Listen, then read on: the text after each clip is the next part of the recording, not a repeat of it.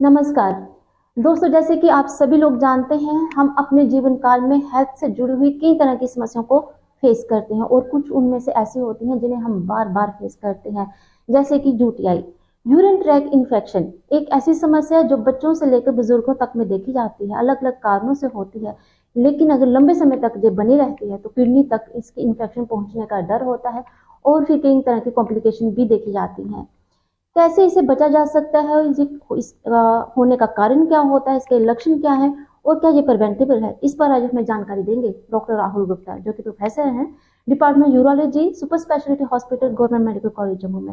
Sir, आपका हमारे programme में स्वागत है। नमस्कार अमित जी। सर, कहा जाता है कि जो हमारा यूरिनरी सिस्टम जो होता है वो एक वेग सी टर्म होती है, उसमें बहुत सारे ऑर्गन जो होते हैं वो इंक्लूड होते हैं, लेकिन हम जब यूटीआई की बात करते हैं तो कैसे समझें कि हमें यूटीआई की इन्फेक्शन है और कैसे है सर? ठीक है जी, आपने बड़ा अच्छा क्वेश्चन है कि वेग टर्म होता है यूटीआई। इसमें 3 से 4 ऑर्गन होते हैं जहाँ से यूटीआई हमें हो सकता है। इसमें पहला ऑर्गन होता है किडनी, फिर होता है जो किडनी से यूरिन लेके पाइप आती है जिसको हम यूरेटर बोलते हैं, फिर जहाँ यूरिन स्टोर होता है उसको यूरिनरी ब्लैडर बोलते हैं, और फिर होता है हमारा जो मर्दों में प्रोस्टेट एक ऑर्गन होता है, वहाँ पे इन्फेक्शन हो सकती है, या पेशाब की पाइप में इन्फेक्शन हो सकती है जिसको हम यूरेथ्रा बोलते हैं। तो इसमें से किसी भी एक ऑर्गन में अगर इन्फेक्शन होती है उसको हम यूटीआई ही बोलते हैं, क्योंकि यूरिन में ही इन्फेक्शन आती है। तो इम्पॉर्टेंट ये हो जाता है कि ये यूरिनरी ट्रैक्ट जो है, इसके किस ऑर्गन में से इन्फेक्शन आ रही है उसको आइडेंटिफाई करना और फिर उसको एडिक्वेटली ट्रीट करना। सर, जैसे कि कॉमन जो समस्या है वो आपके हॉस्पिटल में लोग क्या लेकर आते हैं? सबसे कॉमन एक होता है कि पेशाब में जलन होना, बार बार पेशाब करने जाना, और किडनी की तरफ जैसे जिसको हम बोलते हैं साइड पे पेन होना, और बुखार होना जी। ये जो बुखार इसमें यूटीआई में आता है, अगर पेशेंट कहता है कि मुझे बुखार सर्दी लग के आ रहा है तो इनवेरिएबली ये जो इन्फेक्शन होती है वो किडनी से अराइज होती है। हम पेशेंट के लक्षण जब सुनते हैं उसी हिसाब से उसको टेस्ट बताए जाते हैं और उसी हिसाब से आगे काम जैसे प्रीलिमिनरी जिसको बोलते हैं हम ट्रीटमेंट प्लान करते हैं। सर, बच्चों से लेकर बुजुर्गों तक में ये समस्या जो है वो देखी जाती है। आपने कहा ईचिंग, जलन और बार बार अर्ज होना, वो समस्या लेकर लोग आपके पास पहुंचते हैं। सर, डायग्नोज की अगर बात की जाए तो कौन से टेस्ट हैं जो सही हमें स्टिक जानकारी देते हैं कि हमें कहाँ पे इन्फेक्शन है? बिल्कुल ठीक, जैसे हमने बोला, जैसे पेशेंट हमारे पास आता है, अगर तो पेशेंट को बुखार नहीं है तो हम यूजली पेशेंट के बेसिक टेस्ट भिजवाते हैं। जिस बेसिक टेस्ट में हम जैसे करते हैं कि उसका यूरिन का टेस्ट करते हैं। एक यूरिन का कल्चर होता है जो स्पेशल टेस्ट है, जो 3 दिन के बाद आता है, जिसपे हमें ये पता चलता है कि इसके यूरिन में क्या जरासीम है और उसके अगेंस्ट कौन सी दवाई है जो इफेक्टिव होगी, जिसको लेके पेशेंट जल्दी ठीक हो जाएगा और दोबारा इन्फेक्शन नहीं होगी। तीसरा जो टेस्ट हम अमूमन कराते हैं पेशेंट का, हम एक अल्ट्रासाउंड कराते हैं, जो आजकल कोई बड़ा सोफिस्टिकेटेड टेस्ट नहीं है, एक सिंपल टेस्ट है, सिंपली हर जगह अवेलेबल है और बहुत कॉस्टली भी नहीं है। उससे हमें ये आइडिया लग जाता है कि उसके अंदर कोई स्टोन या कोई ऑब्स्ट्रक्शन तो नहीं हो रही है जिसके कारण उसको यूटीआई हो रहा है। और उसके अलावा एक किडनी फंक्शन टेस्ट जरूर कराया जाता है कि कितनी मात्रा में क्या दवाई देनी है। तो हर पेशेंट अगर किडनी फेलियर है तो हमें दवाई तो देनी है पेशेंट को, लेकिन उसके हिसाब से हम किडनी फंक्शन के हिसाब से वो दवाई को हम मॉनिटर कर सकते हैं। एक और टेस्ट जो हम कराते हैं ब्लड में होता है टोटल काउंट्स। टोटल काउंट से हमारे को ये पता चलता है कि ब्लड तक इन्फेक्शन तो नहीं गई है, और गई है तो उसको कैसे फर्दर मॉनिटर करना है, कितनी इंप्रूवमेंट हो गई, तो उसके हिसाब से हम ये बेसिक टेस्ट कराते हैं। जी सर, कहीं ना कहीं माइल्ड सिम्टम्स के साथ पेशेंट जो है वो आपके पास आता है और कुछ लोग तो इसे इग्नोर भी कर देते हैं। कॉम्प्लिकेशन क्या बढ़ जाती हैं जो जब इग्नोर किया जाता है, जब फिर अनट्रीटेड यूटीआई रह जाता है? तो ये यूजली अनट्रीटेड तो नहीं रहता है। आजकल के ज़माने में ओवर द काउंटर लोग दवाइयाँ ले लेते हैं केमिस्ट से, केमिस्ट भी दे देते हैं। तो होता क्या है, I will not put it के अनट्रीटेड, इनएडिक्वेटली ट्रीटेड में डालूंगा।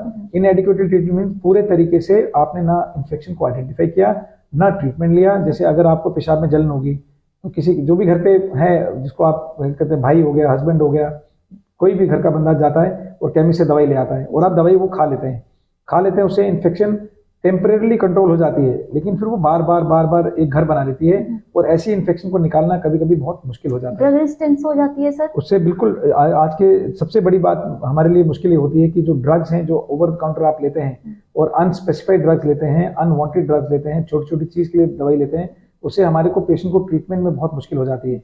और फिर कुछ लोग होते हैं जो इम्यूनो कॉम्प्रोमाइज होते हैं, जैसे डायबिटिक हो गया, ओल्ड एज हो गया, छोटे बच्चे हो गए, सिंगल किडनी हो गया, किडनी ट्रांसप्लांट पेशेंट्स हो गए।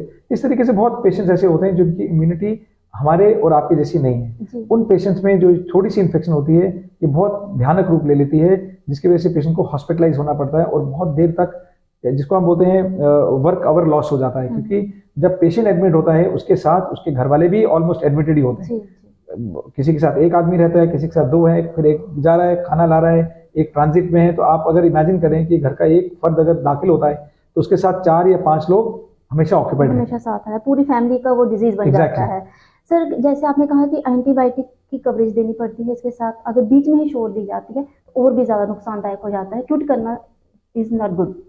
ना मेरा हमेशा एक ये सलाह रहती है अपने पेशेंट्स को, ना डॉक्टर से पूछे बिना दवाई स्टार्ट करें, ना डॉक्टर से पूछे बिना दवाई बंद करें। उसमें आपका ही फायदा है। सपोज हमने कोई दवाई दी है और पेशेंट को बोला जी 5 दिन के बाद दिखाइए, आपने 3 दिन में ही बंद कर दी और 2 महीने के बाद आप फिर आ गए, तो फिर आपको एक्सपेंडिचर किसको करना है? पेशेंट को ही करना है। परेशानी पेशेंट को झेलनी है, उसके अटेंडेंट को झेलनी है। उससे बेटर है कि आप दवाई का पूरा कोर्स लेके आप वापस आ सकते हैं। डॉक्टर साहब मैंने दवाई का कोर्स पूरा हो गया, क्या करना है? फिर वो हमारी जिम्मेवारी है ये देखना कि आपको दोबारा इन्फेक्शन ना हो। अगर आप अपना काम पूरा नहीं करेंगे तो फिर मुश्किल हो जाती है। जी सर, महिलाओं में यूटीआई की समस्या अधिक क्यों देखी जाती है? यूजली ये आपने अच्छा क्वेश्चन पूछा है कि इट्स अ फैक्ट कि महिलाओं में ज़्यादा होती है बनिस्बत मर्दों के। उसका रीज़न ये होता है कि एक तो उनका पेशाब का रास्ता छोटा होता है, दूसरा उनका पेशाब का रास्ता, बच्चे का रास्ता और टट्टी का रास्ता बहुत नज़दीक होता है।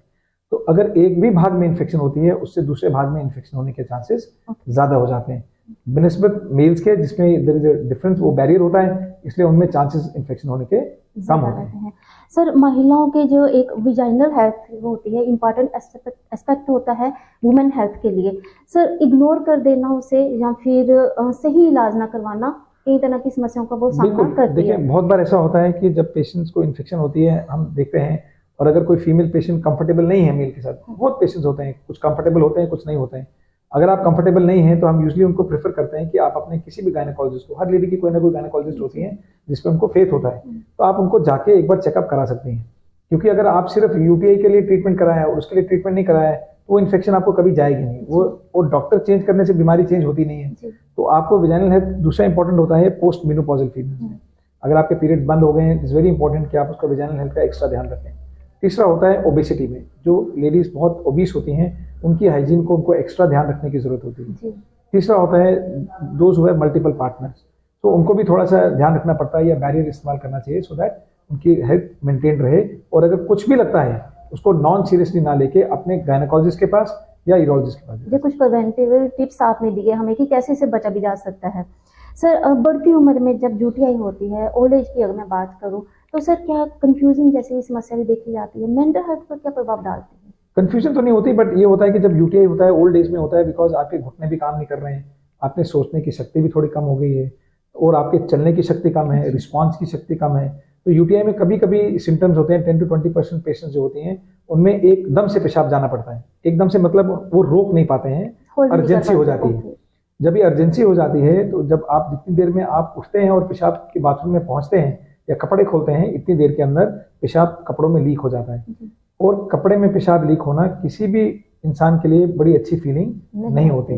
दूसरा फिर वो स्मेल आनी शुरू हो जाती है, फिर वो और गंदगी हो जाती है, वो एक विशेष साइकिल जैसा बन जाता है।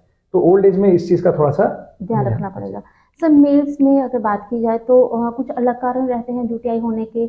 ऑब्स्ट्रक्शन की अगर बात की जाए तो किस तरह के ऑब्स्ट्रक्शन देखी जाती है? मेल्स में जैसे आपने बोला, मेल्स में एक ऑर्गन होता है प्रोस्टेट, जो पेशाब की ग्रंथि और पेशाब की पाइप के बीच में होता है। कभी कभी उसमें एनलार्जमेंट हो जाती है, उसकी वजह से ऑब्स्ट्रक्शन हो जाती है।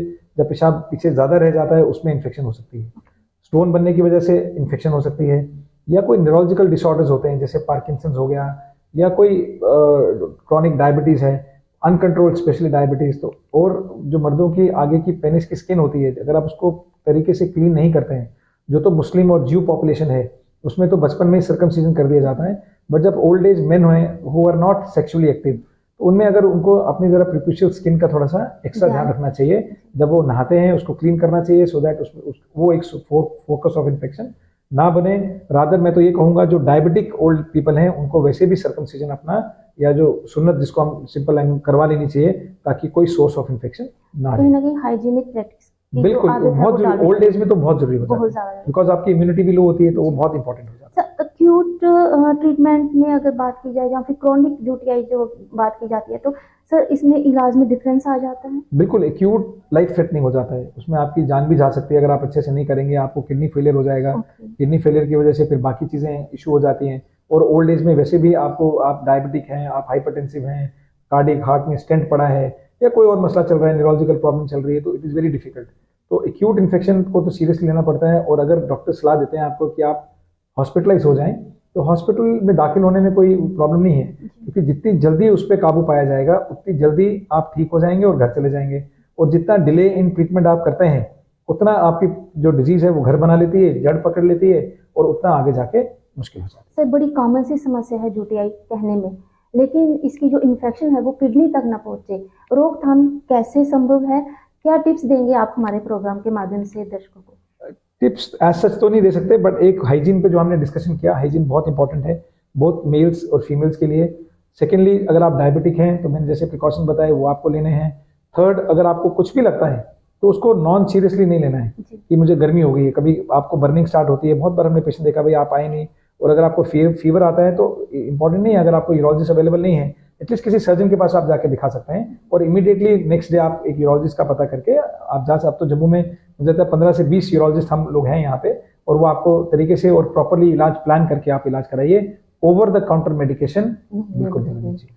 सर, आपने आज हमें महत्वपूर्ण जानकारी दी कि कैसे हम अपने यूटीआई जो है वो यूरिन ट्रैक जो है उसकी हेल्थ को मेंटेन रख सकते हैं अगर हम जागरूक हैं। सर, आपने हमें कीमती समय दिया, आपका बहुत बहुत शुक्रिया। तो दोस्तों, डॉक्टर साहब हम बता रहे थे कि जो यूरिन ट्रैक है वो एक फ्लैशिंग मैकेनिज्म है, जितना हम पानी पीते हैं उतना निकलना भी चाहिए, ये टॉक्सिन तो बाहर निकालता है, लेकिन दवाइयों से जो है वो इलाज नहीं हो सकता है। इलाज हो सकता है जानकारी से, और जानकारी आती है जागरूकता से। हमेशा जागरूक रहिए अपनी हेल्थ को लेकर। इस प्रोग्राम में इतना ही, अगले अंक में फिर हाजिर होंगे किसी और विषय के साथ।